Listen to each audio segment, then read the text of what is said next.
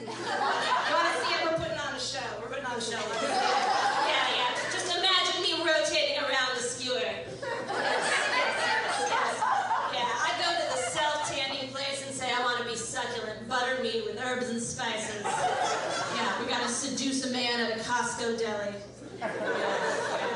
I'm a little different. I'm a little socially awkward. I grew up socially awkward, but not in like a charming way, not in like an adorkable way. I feel the need to clarify that because I grew up in the whole adorkable hipster era, so I need to make sure people understand I'm not like girls quirky. I'm like girl interrupted quirky. Yeah. These former hipsters will come up to me and be like, "Oh my God, I'm quirky too." I'm like, "No, Stephanie, you have bangs and thick-rimmed glasses. I would have gotten kicked out of a village back in the day." Yeah, my default facial expression is excited, scared. Yeah, when I took the career aptitude test in school, it said recommended occupation, hermit. Skill set, scaring children in the woods. Yeah, I definitely would have been accused of witchcraft back in the day. Yeah, not only that, the other witches would have accused me of witchcraft. Yeah, we'd all be lined up to get burned at the stake, and they'd be like, "We're just here because we like had opinions as women." But Elyza, yeah, I think she actually fucks with the devil. Yeah, you got it right. Burn her twice. Good job. Burn her twice to be safe. Yeah. I've been posting comedy on TikTok because my self-esteem is low enough to compete with dancing teenagers and car accident footage. Yeah. These kids on TikTok, they'll brutal. They'll roast you so hard. Like this one kid commented that I looked like a shaved guinea pig with tits. Which is rude, but it is kind of funny. You could have at least said big tits, like acknowledge my blessing. Like, throw me a bone or a pellet because I'm a guinea pig. Yeah. But then someone overcorrected and said something too nice because they didn't want me to kill myself. Yeah. So they said, "She doesn't look like a guinea pig, she looks like Kat Dennings." Which, it's like, I'm cute, but Kat Dennings is like a Hollywood starlet. Like, I know you say when I look like Kat Dennings, what you actually mean is that I look like if Kat Dennings was an anamorph with a miniature horse. And she got stuck about a quarter of the way in transition. And so she's just a little bloated and stockier than normal and has these visions in the night of galloping that she can never realize in her two-legged form. So she's just tortured. That's me, that's my vibe. Yeah, I'm a little different. My mom always told me I was a little different. My mom likes to call me an old egg. Not an old soul, like an old egg, because she had me when she was 40. Yeah, maybe that's why I was weird growing up. I was around all these kids who were newer eggs with good, like, cellular elasticity, good composition, well-hydrated. Meanwhile, I've been in that ovary since Eisenhower, just fermenting. Gaining flavor. Look at me, I taste like vinegar. Yeah, I like to think that in '94, my egg was just in that fallopian tube, like it was working the last call at the bar, like, you could smoke in bars in '94, like, it's the end of the road, just bleed me out. Just bleed me out. Want to go home so I can watch Chicago Med on my couch. And she would have gotten her way if the sperm didn't come in and go like, "You guys are still open? Woo!" Ruined her plans. I didn't even want to be here, you entitled little sperm. Yeah. Anthropomorphizing an egg and a sperm like that feels weird because it feels like I'm feeding into that whole, life begins at conception argument that's used to manipulate women. I think the whole life begins at conception thing started with some shady pastor that wanted to age up a 17-year-old girl. You know what I mean? He was like, "Damn it, she won't be 18 for another 9 months." But what if life began at conception? Everybody, she's legal in the Oxycontin now. We count our bitches' ages from the zygote from now on. Yeah. I hate my hometown. I'm from suburban Maryland. That's like Brett Kavanaugh country, if you're unfamiliar.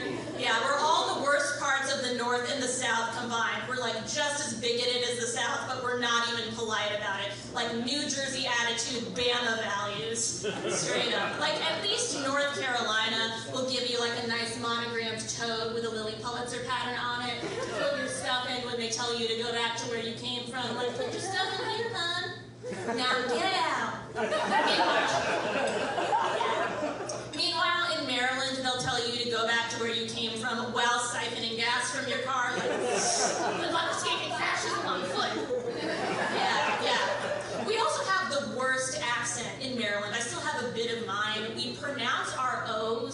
we're speaking through a sinus infection, like call me on the phone, I gotta go home, what are you, woke? What are you, woke? That's the question an Annapolis yacht salesman asked me after I told him the man who robbed his guest house was entitled to a jury trial. And he was like, no, he should go straight to jail because he disrespected the U.S. military. I was like, in your guest house? Yeah. Turns out the guy stole a Go Navy banner, like for the Navy college football team, and that was high treason in this man's eyes. He was like, it's stolen valor. No, it's the next CTE documentary in the making. Yeah. Navy college football, you want to give these kids major brain injuries before you send them to war? Support the troops, my ass. Yeah. My bullies were next level too, growing up in suburban Maryland, because I was bullied by like the children of retired Marines and the children of like Baltimore City cops. Yeah, so these were some zero dark 30 ass SEAL Team 6th grade level playground menaces that bullied me. Yeah, it's like their parents were always like, we gotta restore law and order in the USA. It's like, restore law and order to your son, Bryce. Go after the domestic terrorist in the race car bed in the next room torturing the family cat. Like, he's gonna be a monster. Like, I couldn't wear a skirt to school for years because every time I did, this one kid, Tucker, I grew up with like 15 Tuckers, obviously, so we call him Tucker, used to lift up my skirt, pull down my underwear, and super glue my ass cheeks together. Yeah, yeah. It was almost impressive. He did it like in one fell swoop, covert ops style, like zoop, zoop, whoop, mission complete. It's okay, I got him back though, I got him back, because one day he took it too far, and he got his hands on some Gorilla Glue. Yeah, and he came up behind me right in front of the swing set, and as he did it, he yelled, you'll never poop again. But that day, as I waddled away in shame, a new power came over me. And I turned to him and said, I may never poop again, but at least my butt cheeks are sticking together. Unlike your parents, from what I've heard, Tucker. Yeah, at least my butt cheeks will be in the same room on Christmas. Oh, yeah, at least my butt cheeks will show up in the same part of the ice cream social. That was embarrassing. Yeah, I'll have to pour some acetone nail polish remover over my crack to separate the right cheek from the left cheek, but at least my right cheek didn't leave my left cheek for a 22-year-old cheek it met at a jet ski rental station in Ocean City. Yeah, and I got in trouble. They saw me pull my butt, and he didn't get in trouble. I got in trouble for roasting. That's the day I became a comedian, not because of Yeah. Not because I learned how to roast, but because it gave me a humiliation kink. Yeah. Tucker. I wonder if he's an incel now. That's always a concern with guys who grew up with. Are they an incel now? You know, if incels, that's involuntary celibates, wanted to be taken seriously, they should not have chosen a name for themselves that sounds like one of the kids from A Sound of Music. It's like, here are my children, Hansel, Liesel, and Incel. Incel didn't make it out of Austria. He decided to stay and serve. And he still never had sex. Yeah.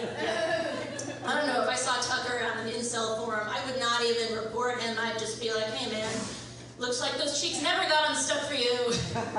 Hey, yeah, but we should call incels something more accurate. Like, I don't know, like a Machine Gun Kelly fans. Hey, yeah, I don't mean to hate on Machine Gun MGK, but you know, Machine Gun Kelly and Megan Fox's girlfriend remind me of every couple I met at this carnival I used to work at who got caught fingering on the claw ride. Yeah, it was horrible. That thing was like a Glade plug-in. It distributed the scent everywhere. We need to have a conversation about male non-sexual fantasies. We've had conversations about male sexual fantasies, but we have to talk about the non-sexual fantasies. Because I know every man in my life thinks they can run shit that they're not qualified to run. Like, my boyfriend thinks he can run the Yankees better than whoever actually runs the Yankees.